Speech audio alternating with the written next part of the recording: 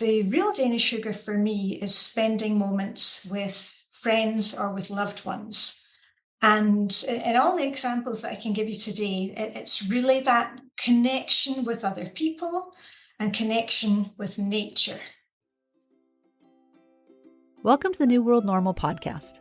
I'm Debbie Harrell, your host, and twice a month I'm speaking with some amazing humans who are disrupting norms and working to create a more inclusive and holistic society.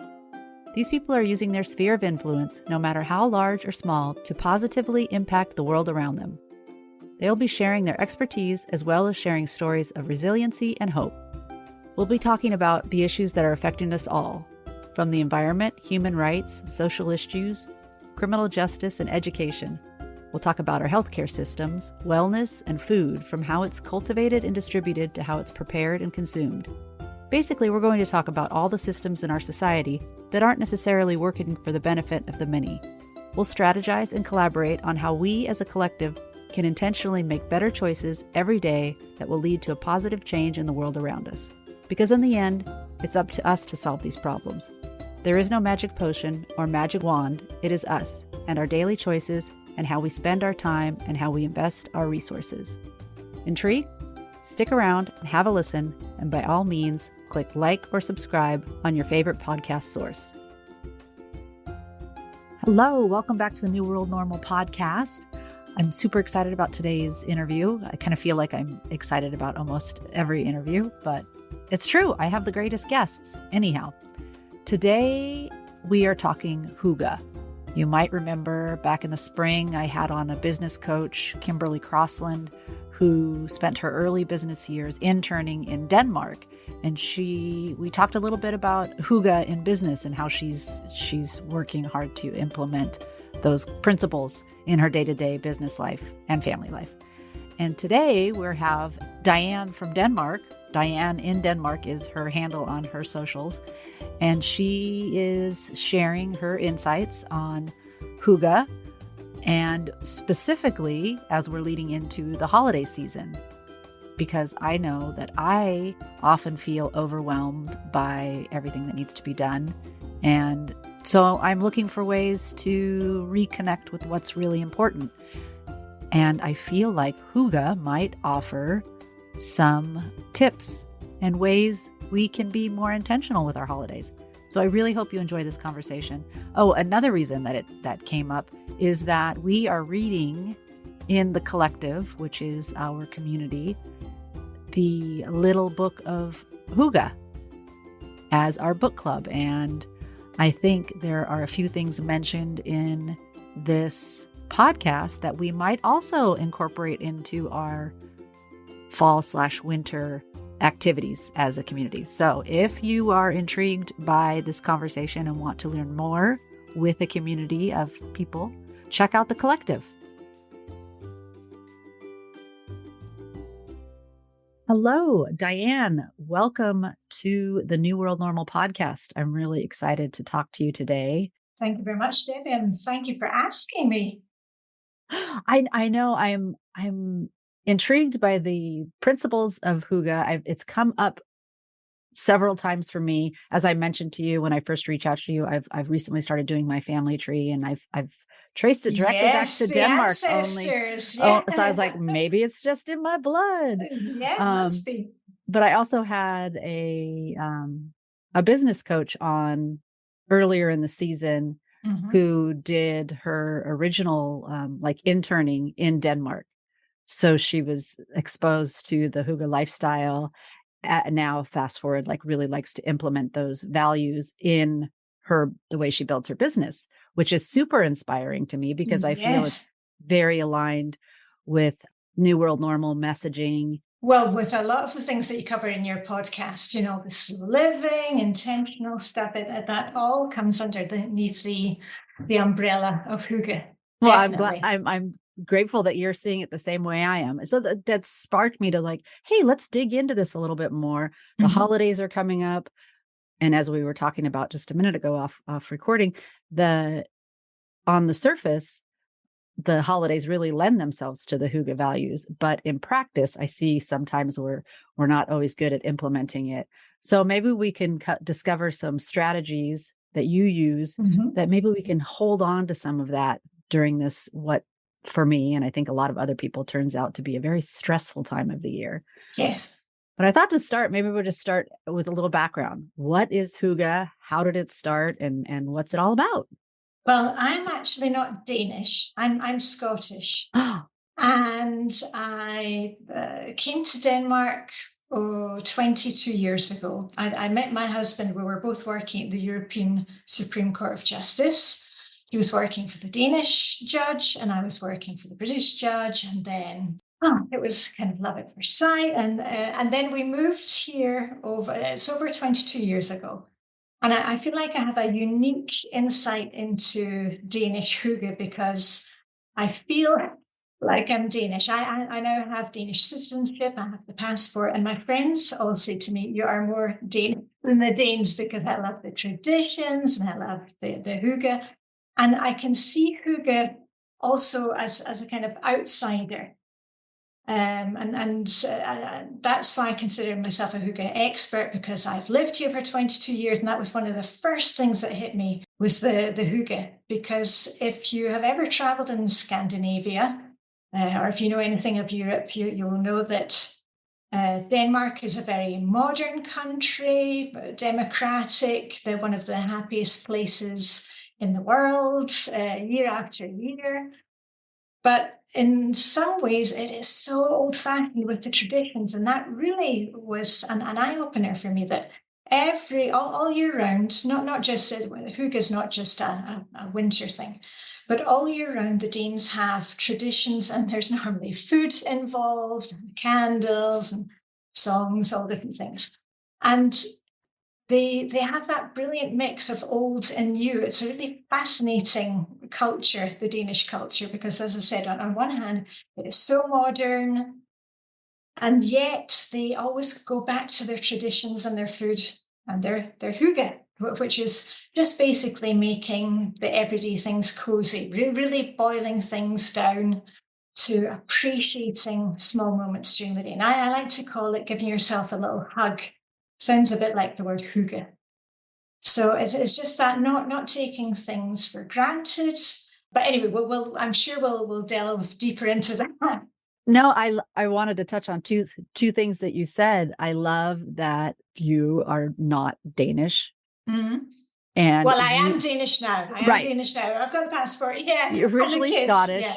Yes. And it sounds to me like you were able to have a special appreciation for the tradition, because you weren't raised with it, right? It was all new and like, exactly. Oh, wow.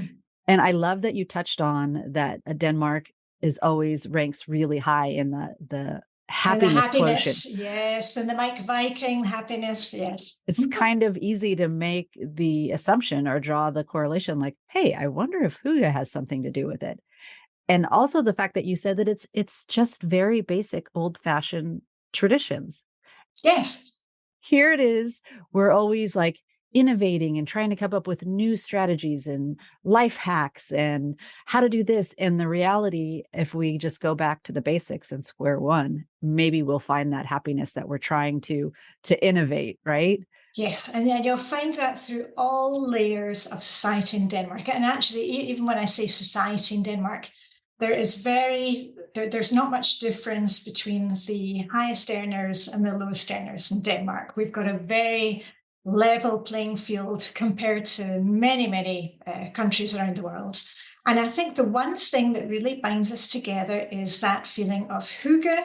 And one of the main things of hygge, because I see when hygge is presented in that way where, it's all about buying the fluffy slippers and the socks and having to have comfy pajamas and the fireplace. It's actually not that. That is not real Danish hygge. The real Danish hygge for me is spending moments with friends or with loved ones. And in all the examples that I can give you today, it's really that connection with other people and connection with nature. So it's not really anything to do with, I see lots of firms and businesses selling hygge products, which for us here in Denmark, it seems quite comical, because that's the whole point. You're not using money to get this experience. It's something that you cannot buy. It's time with loved ones. It's drinking tea out of a thermos when you're down having a swim in the morning. It's not drinking champagne and expensive things. It's all about getting back to basics. I love that. And I wonder if that's why it hasn't really caught on in America, because people can't sell it. Yes, well, you Does can it lend sell. itself to the capitalist? No, but yes, because that's one of the funny things that you mentioned about we are coming to this traditionally very hygge time of year. It's warmth, it's cozy. In the States, you have, is it the Hallmark movies with all the decorations and everything?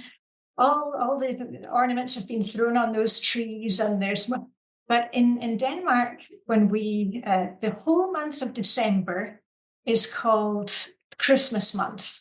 Christmas for us is not 24th of December. And here in Europe, Christmas is actually the eve of the 24th of December running through to the 25th. But in Denmark, Christmas is known as December is known as the Christmas month. And every day in December, the Danes will be making cookies, or they will be making homemade chocolates and confectionaries. They will be going to breakfast at their children's school, and the parents will be sitting there with a pair of scissors and cutting out small crafts, and there will be tea lights on the table. And I know when I describe these things to friends outside of Denmark, they're thinking the fire hazard. But candle safety is something that very small kids learn in Denmark. You go to the cinema, and in the foyer of the cinema, they will have real candles. They might have a fireplace. There's even an aquarium, a small aquarium at our local cinema. So we the whole month of December is the Christmas month, and we have that we actually have a word in Danish. Christmas is actually a noun, to Christmas, and that means to do all the hygge things for Christmas. But that for us is not buying gifts. That is making decorations, as I said, and bringing the outside inside. All our decorations, a lot of them are homemade by the kids at nursery, at school, in Advent Sunday. So a lot of it is we make these things ourselves, and it's that very fact of it's not the prettiest decorations that you will see, but they're made with feeling, and it's just that slowing down, taking time to do these small things. It's as you're speaking, I'm like, I wonder what the process is for me to move to Denmark. This sounds Yes. lovely and like exactly something I would want to do. Yeah, and it's funny you mention that, Debbie, because the other side of that is that people have this romantic vision of hygge.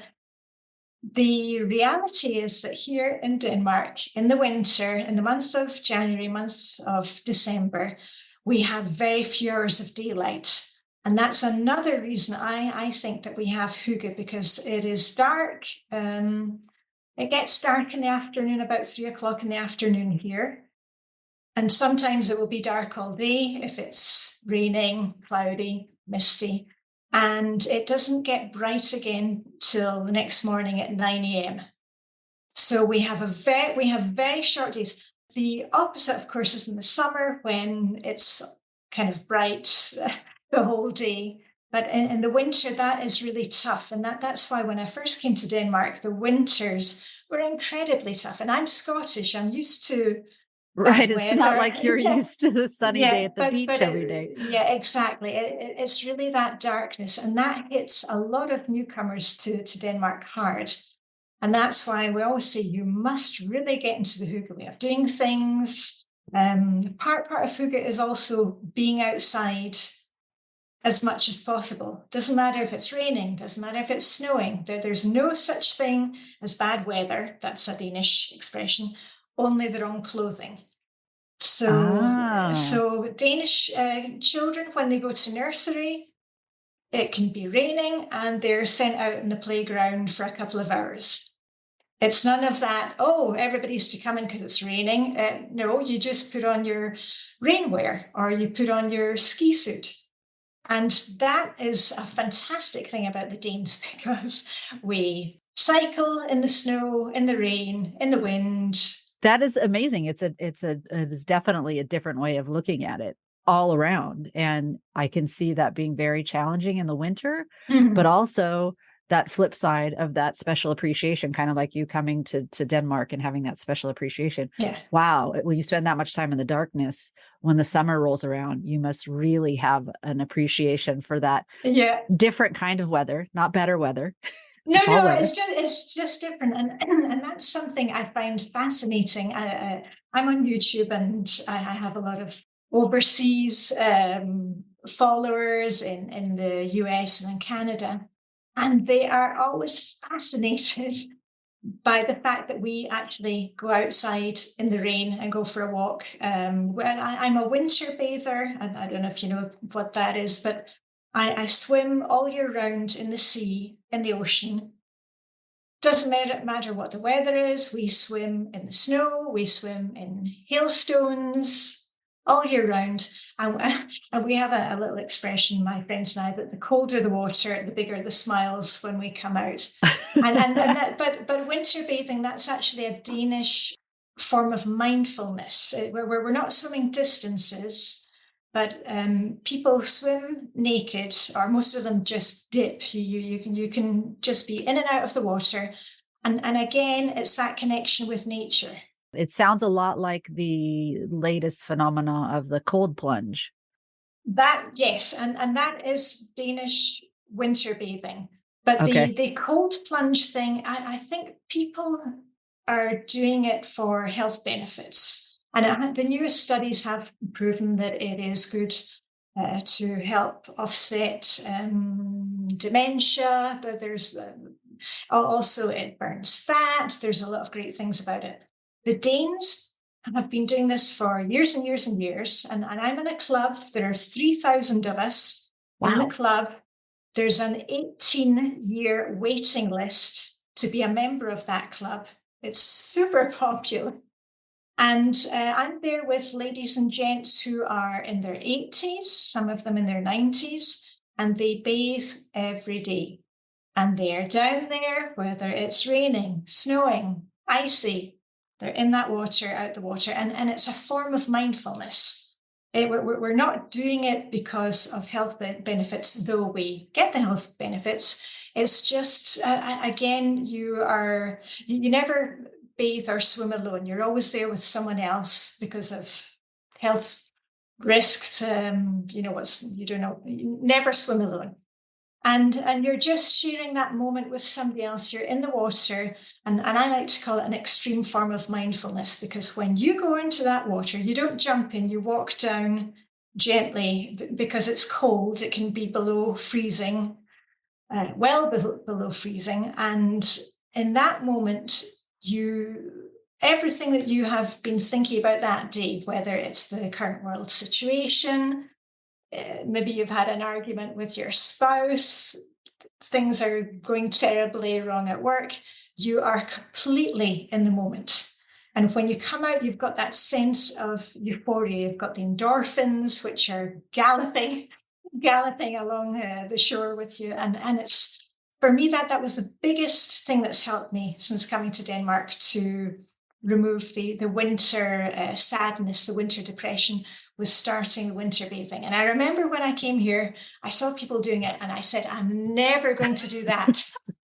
What are those crazy people doing? Yeah, exactly. And now I've been doing it for, 10 years. I've been a winter bather, 10 or 11 years. That is amazing. And I can clearly see or imagine myself walking into icy water and not being able to think about anything else but that moment. Yeah, you just got to focus on the breathing. But I know the cold water therapy, it's very, it's trending right now, but the Danes, they've been doing it for years. Well, and I was trying to, because Wim Hof is seems to be he's the ambassador, the Dutch guy, and I couldn't remember what nationality he was. But he does it in a different way. It's more going in, and it's more a kind of endurance of Mm-hmm. how long you can sit in the cold bathtub. For us, it's being outside because it's so dark during the winter. You're outside every day, and even if it looks dark and grey, the clouds are different. The sky is different. The birds, it's different birds from the day before. The waves are different. So it really is mindfulness. It's not cold water therapy as such, but we get the benefits. If you're enjoying this conversation, you'll love the discussions happening in the New World Normal community, where we meet regularly to discuss personal growth and social issues, because we know when we do our work, we're better able to navigate this ever-changing world. Be sure to follow the link in the show notes for more information. Definitely, and I love the way you're describing it as a way to connect with yourself, with nature, and with your Definitely. fellow bathers. Yes. I have a group of friends. I live in Southern California, so You have the ocean on your I doorstep. have the ocean out the doorstep. We have literally great weather all year round if we're going to, rate weather. And I have a group of friends that swim every morning. And because I'm not a super strong swimmer, it's never really appealed to me. But I love the way you're describing what you do. Is it's more about being in and dipping, and even comparing it to the Wim Hof, where it is like the endurance, and there's always like kind of a competitive nature to it, where the dipping and the being sounds more collaborative and connecting, and which speaks so much more to me and what message I'm trying to because give with the first question I get when people find out about the winter bathing, the first question I get from people is, how long are you in the water? And that is like saying to somebody, okay, you did a yoga session this morning. How many minutes of yoga did you do, or how many positions? And if you've ever done yoga, it doesn't really matter how many positions. It's that being in the moment, enjoying the stretches, getting into your Zen place. And that's the thing with winter bathing. It's not you put a time on it. And also it's a very dangerous thing to put a time on it, because the amount of time that you can be in the water, it doesn't matter if you've been a winter bather for 10 years, 15 years, it's always cold, and you've really got to see how you're feeling, because you can experience after drop. That's when you come out of the water, where your inner core can cool down, and up to half an hour later, you could collapse if you're not warming up in the correct way. So you never push yourself too far, and you never stay in the water because others are staying in the water as well. That's we have to have safety first here. But it's just that mindfulness of it. And there's lots of different ways of being a winter bather. So the ladies and gents who are immediately in and out of the water, they are called tea bags, because it's like dipping the tea bag. So you could be a tea bagger. And me and my friends, we always like to do a bit more. So we swim in little circles. But of course, it will depend on the waves, the sea conditions, and you never, ever, please never, ever attempt this alone. And the best way to start is start in summer and keep going. Keep going. So that's it. Yeah. So Debbie, you know what you need to do? Get out there tomorrow and just keep going with it. But if you take a friend with you, then you've got that moral support. I'm thinking, is there anybody I could talk into doing this with me? I'm going to work on that, because definitely, the way you've described it has me a little more intrigued than any of the other. I can find a group for you, because there's also a British group. It started actually, I think, in Wales and also in the UK.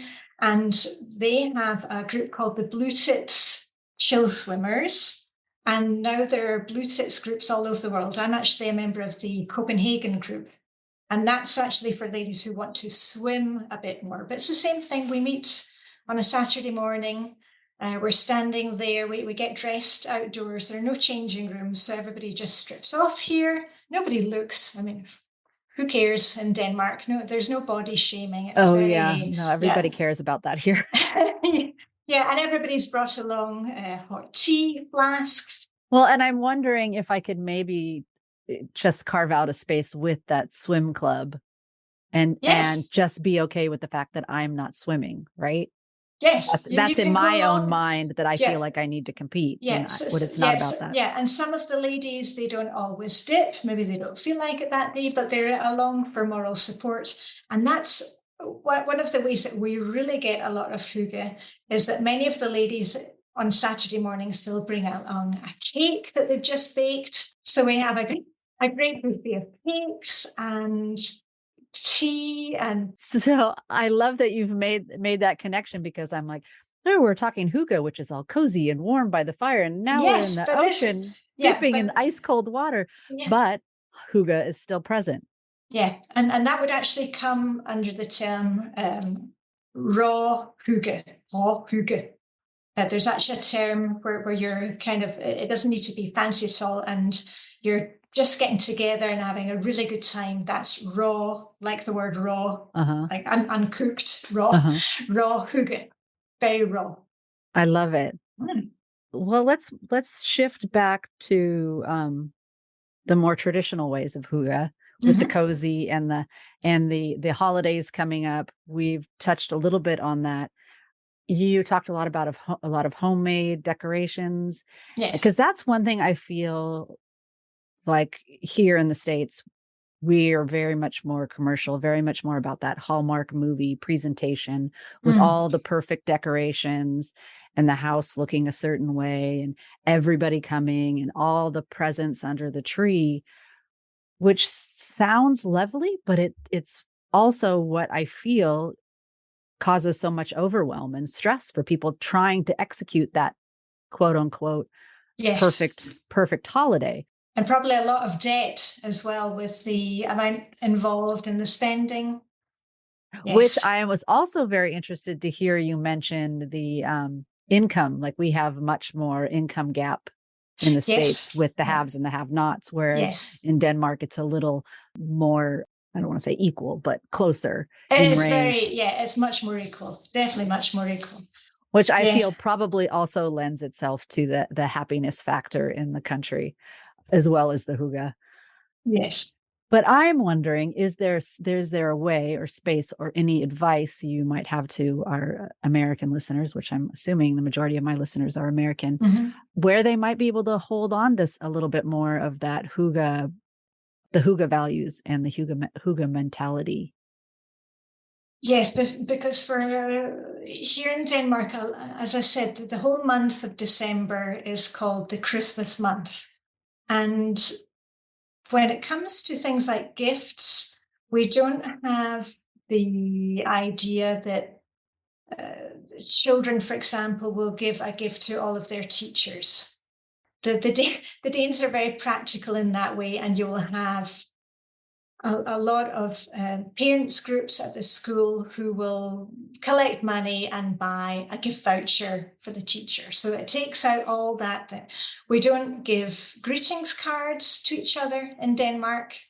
That's a I feel like very that right British there. thing. Yeah. I know I never used to finish writing mine or get them sent, and then it was too late. So Mine were yeah. always late, and every year I'm like, I'm going to do it on time. And then finally one year I said, I'm Yeah. not going to do this. This is Yeah. apparently not my thing.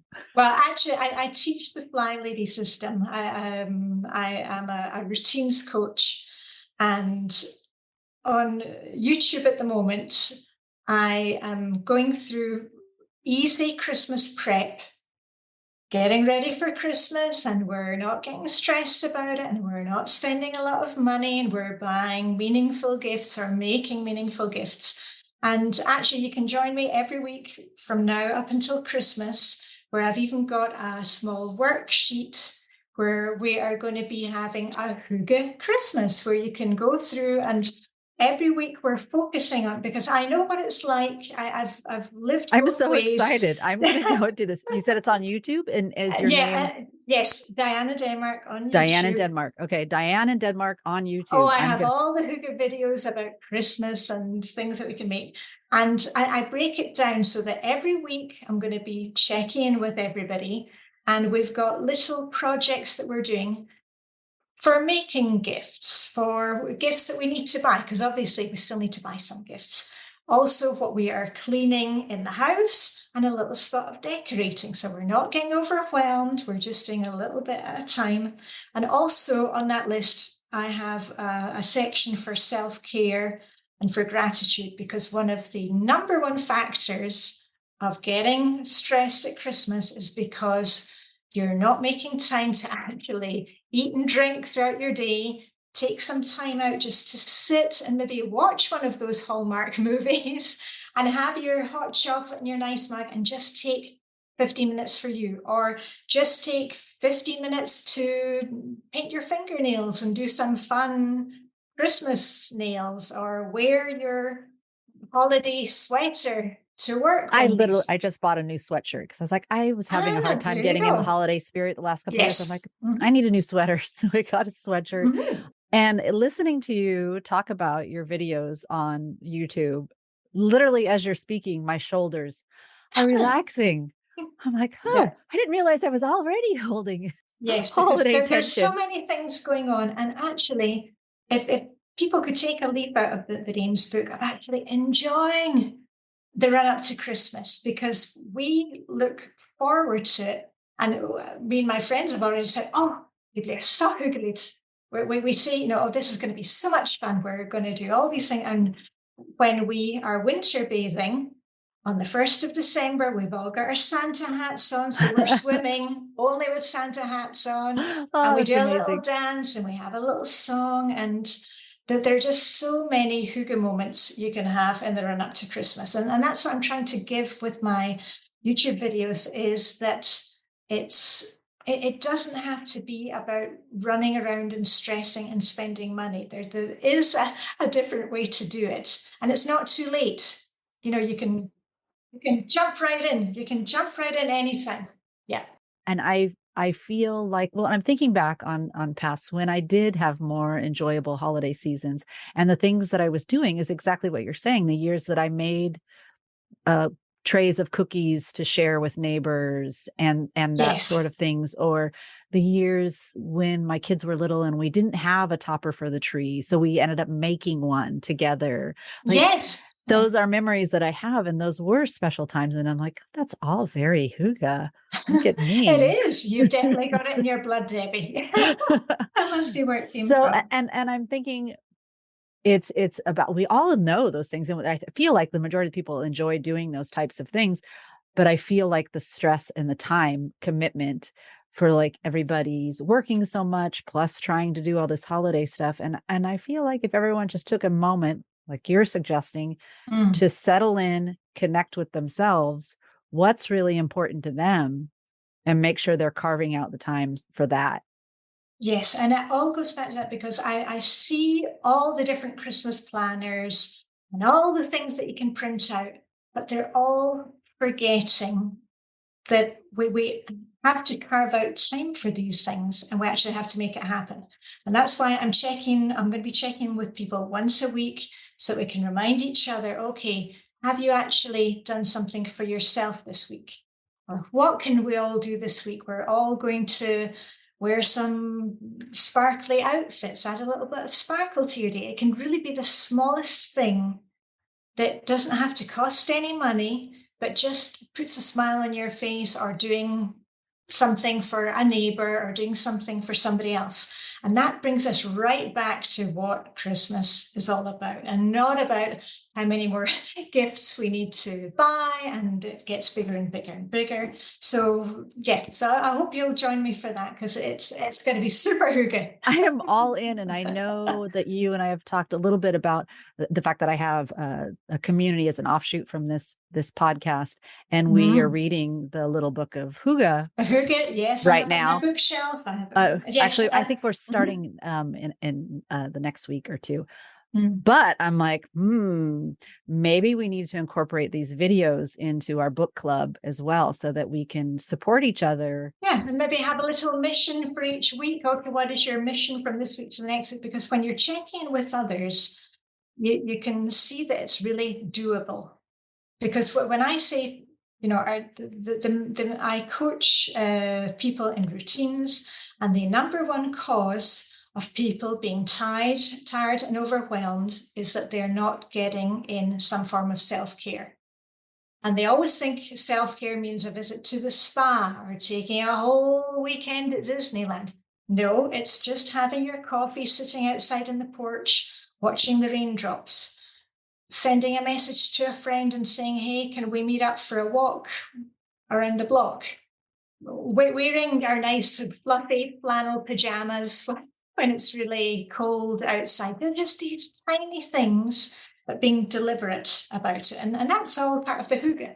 It's all spending time being mindful in the moment. I have a screensaver on my phone that says self-care is simple, to remind me that it doesn't have to be those big, elaborate, extravagant ways of taking. I mean, those are nice also, but it could be just the moment that remembering when I'm taking the dogs for the walk, not to be, oh, I've got to take these dogs for a walk, but to be like, oh, I'm out here enjoying the neighborhood and saying hello to people and being out in nature. I feel like that is a little along the areas of boundaries, of making that a boundary for ourselves. I'm going to do this, a commitment for myself. And I feel like that plays over into the overcommitment that comes with the holiday times, of like the obligations of seeing every single family member on one day. Like, that's just not. And you've probably done it yourself or know a parent like this, but they go from one thing to the next. You know, in the month of December, they go from one school function to the next, then out shopping. And at the end of the day, have they had anything to eat or drink? And they're just ready to collapse. And you would never say to a child, you know what, you're not going to eat or drink anything all day and you're going to do really well in school. But why do we do it to ourselves? And that's the first thing we think of when the kid is when a child's being cranky or eat, drink. When was the last time you've eaten? Have a drink of water. But for ourselves, and we do, And I learned a long time ago that I really had to stop that, because it really doesn't help anybody. It doesn't help me, and it doesn't help anybody around me, because I get very cranky when I don't have my food and drink, my hygge. This has been a lovely conversation. And I have to say, this is the most excited I've been for the holidays in several years. I'm like, okay, it can be done. It's possible. Yes. Yeah. And Debbie, you're going to need some candles, because one of the smallest things for me in the morning is I have my breakfast by candlelight, because it's so dark here.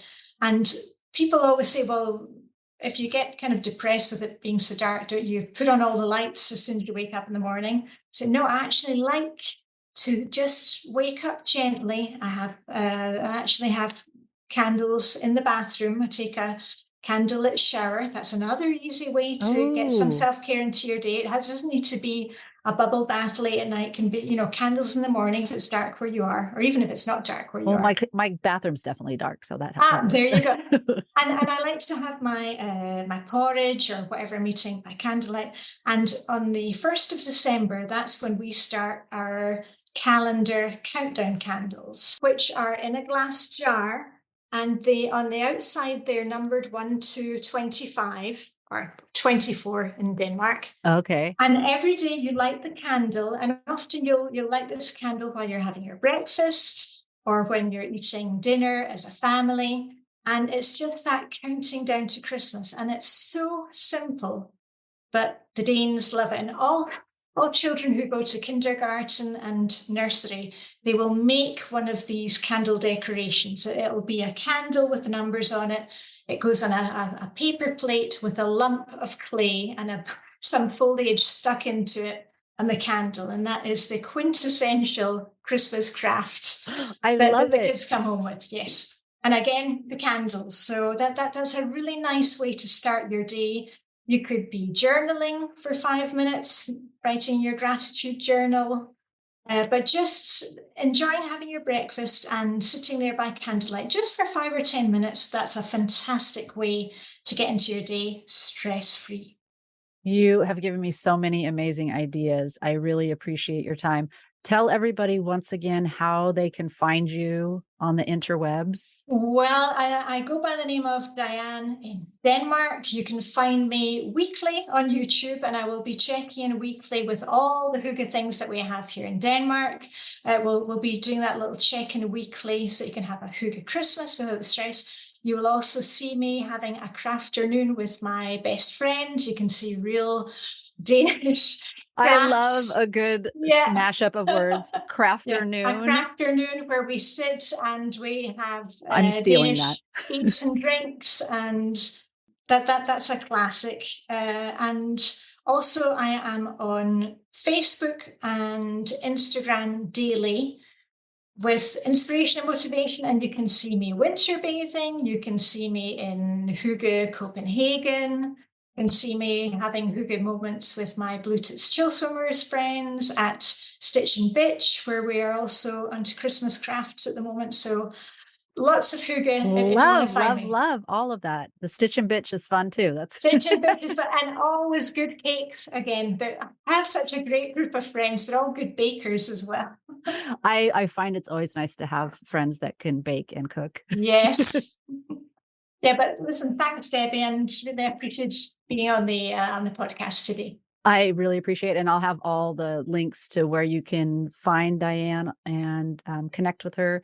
I know I will be checking out that YouTube series because I'm ready. I'm ready to have a stress-free holiday season.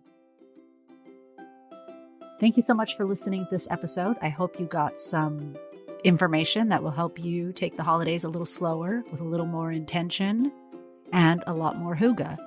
I know I'm excited to implement some of the things we discussed and looking forward to reading the little book of hygge with the community and implementing some of the challenges from Diane's YouTube series. So if you're interested in checking any of that out, please come check out the collective, nwncollective.com, or reach out to me on Instagram, The New World Norm, or email us at podcast@thenewworldnorm.com, and let's chat. Thank you so much for taking the time to listen to our show. If you enjoyed what you heard, feel free to subscribe and leave us a review. If you didn't enjoy what you heard, reach out to us and let us know how we can make it better. This show really is about all of us, not just me and my guests, but how we can all work together to make the world just a little bit better. And if you'd like to connect with us in other ways, be sure to follow us on Instagram. We also have a free Facebook group where our fans of the show can connect and discuss their favorite episodes. And in addition to that, we have a membership platform, The Collective by New World Normal, where you will participate in monthly workshops, pop-up challenges, and weekly meetings to support a more intentional lifestyle. We have meaningful conversations about important topics, all in a space that is safe, supportive, and encouraging. So join us. And if you'd like to show us some more support, check out our intentional apparel shop online, New World Intentions. You'll find t-shirts, hats, totes, all with positive messaging to help you move more mindfully through your day and help you to create that new world normal. You can also check out our affiliate page, where you'll find our favorite eco-friendly household and personal care products. Thanks again for listening.